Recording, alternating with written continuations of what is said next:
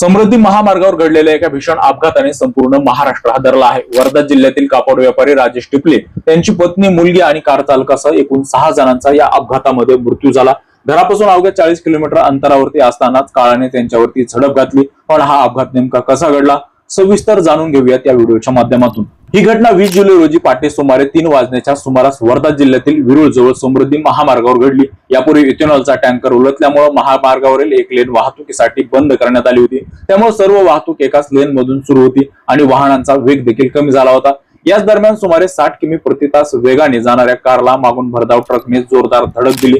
धडकेचा वेग इतका प्रचंड होता की कार समोरील ट्रक वरती जाऊन आदळली आणि 2 ट्रकच्या मध्ये अक्षरशः चिरडली गेली। समोरील ट्रक मात्र घटनास्थळावर निघून गेल्याची माहिती समोर आली आहे। या भीषण अपघातात कापड व्यापारी राजेश टिपले, त्यांची पत्नी सुषमा टिपले, मुलगी जान्हवी टिपले आणि कार चालक अंकुश राऊत यांचा जागीच मृत्यू झाला। धडक देणाऱ्या ट्रक मधील चालक संजय कुमार आणि किन्नर समजित पाल यांचाही मृत्यू झाला। अपघातानंतर ट्रकला आग लागली।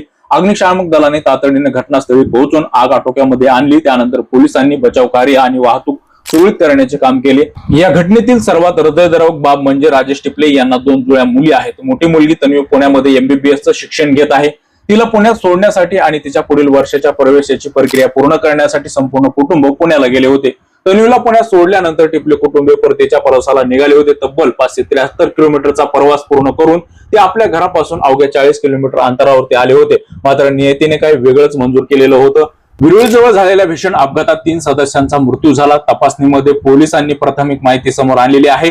भरधाव ट्रक चालकाचे नियंत्रण सुटल्यानं हा अपघात झाला असावा असा अंदाज पोलिसांनी व्यक्त केला आहे। मात्र अपघाताचे नेमकं कारण पोलिसांना तपासानंतर स्पष्ट केले जाणार असल्याचं सांगितलं आहे। समृद्धी महामार्गावरील हा अपघात पुन्हा एकदा वेग, वाहनामधील सुरक्षित अंतर आणि रस्त्यावरील परिस्थितीचे भान किती महत्त्वाचे आहे याची जाणीव करून देणार आहे। या घटनेबद्दल आपल्याला काय वाटतंय आमच्या कमेंट बॉक्स मध्ये नक्की व्यक्त व्हा। धन्यवाद।